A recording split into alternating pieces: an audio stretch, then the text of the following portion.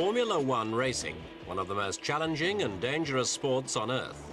And now, at the close of the season, a chance to look back at some of the machines and men who've made the Grand Prix headlines during '78. First stop for the incredible travelling GP show was Buenos Aires in January for the Argentine Grand Prix. And there was to be plenty of interest. For team changes during the Christmas layoff meant many drivers were matched with different teams. How would they make out?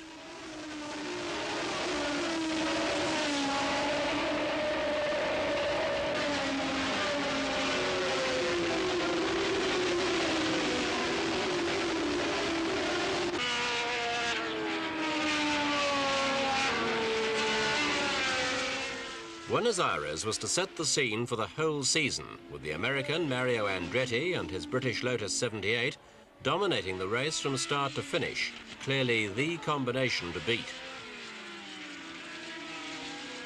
A delighted Colin Chapman, the Lotus boss, was looking forward to achieving a personal ambition, to win more Grand Prix than any other team, a distinction reserved for years by the legendary Ferrari equipe. On the winner's rostrum at Argentina, though, Andretti looked confident of giving Lotus that ultimate honour. The big battle, as always, was for the Drivers' World Championship, held in '77 by Austria's Niki Lauda.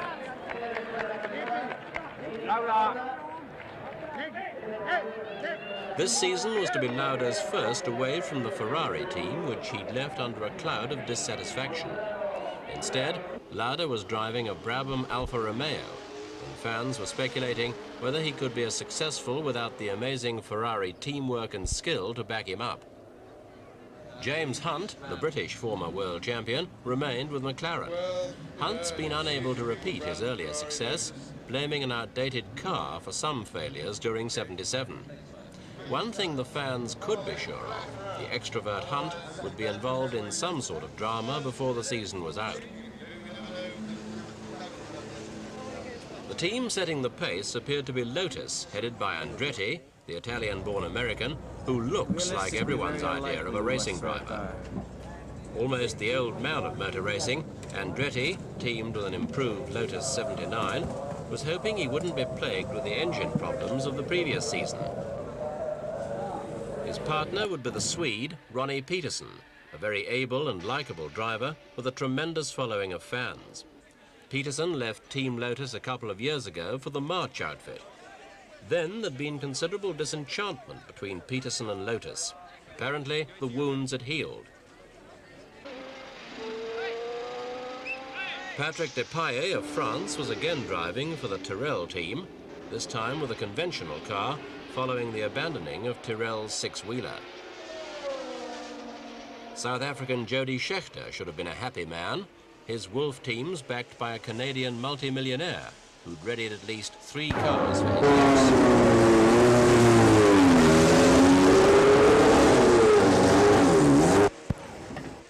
Kyalami for the South African Grand Prix in March. After Andretti's win in Argentina, Ferrari had scooped the Brazilian round. The championship table, though, was still headed by Andretti with 12 points from Niki Lauda with 10. Lauda had scored a second in Argentina and a third in Brazil, but it was Lotus that started favourites here. Andretti shot into the lead, but his tyres overheated and he was forced to fall back. It was his teammate Peterson who went on to win and uphold Lotus honours, but not before the race lead changed between 6 pairs of hands. South Africa showed just how little there is to choose between the aces.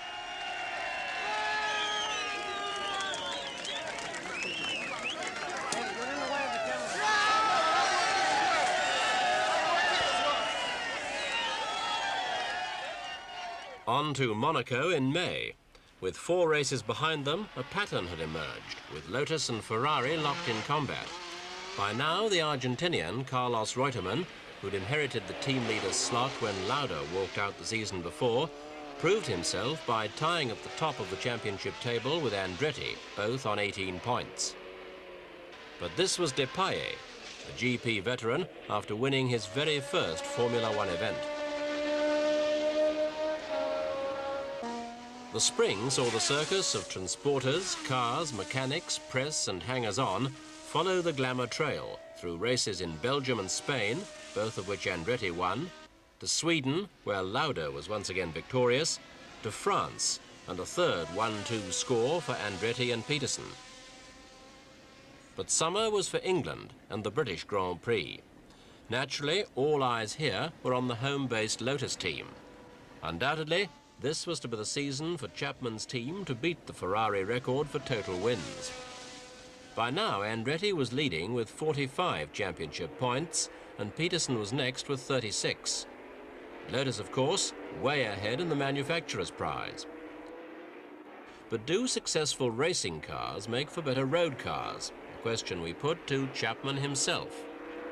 The expertise we develop, and particularly the engineering know-how, the engineers themselves gain experience that enable us to build road cars which are far and away safer, they handle better, they have better performance than the average road car. After the British Grand Prix, the next stop was Germany. The top of the leaderboard hadn't changed, and many fans were glad to see Andretti finally matched with a car that was equal to his skills. Except in the newspapers, James Hunt wasn't figuring at all. He was actually reported to be planning to retire at the end of the coming season. The rest, though, raced on.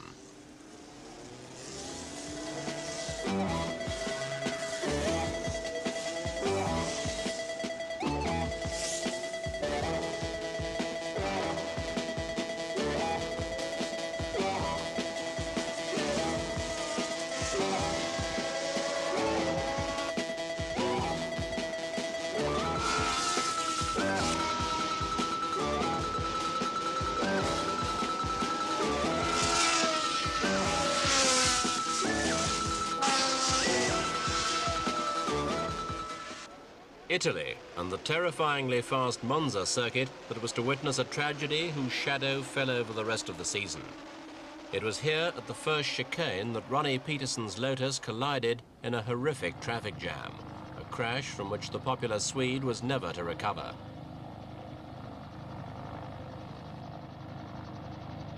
Peterson's death was a blow to all his fellow drivers, not least to James Hunt, who threw himself into Ronnie's blazing car, desperately attempting a rescue.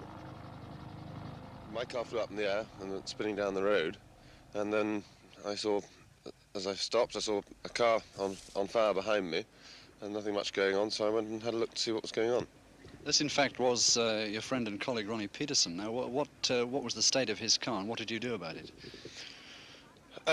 Well, his car was in a bad state, and he was still in it, half in, and the thing was burning.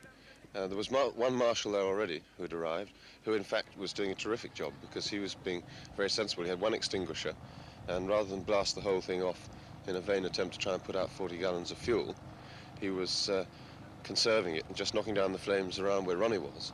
And that gave me a chance to go in and try and pull him out because he was trapped. You could get him half out, but he was trapped by his foot.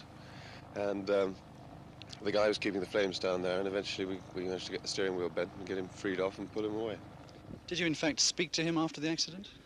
No, I didn't speak to him, but when we took his helmet off, he was looking pretty distressed, obviously, but he was conscious, and he tried to sit up, and I thought it was best that he didn't, A, because of further damage, and B, because his legs looked pretty messy, and I didn't particularly want him to see him. Nobody cared who won at Monza. The record, it was Niki Lauda, but the tragedy robbed the victor of any triumph. By now, Andretti was sure of the World Championship. The only man close enough to beat him had been his teammate Peterson.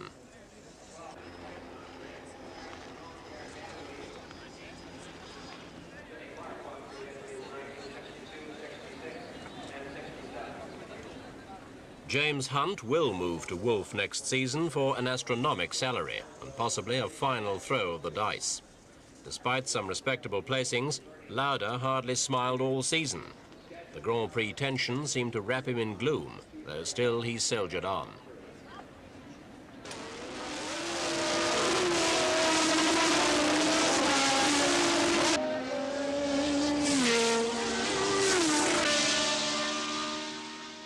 All in all, many drivers were disappointed with the season. probably because there'd really been only one winner, and the man most of them wanted to come home second would never again come home at all.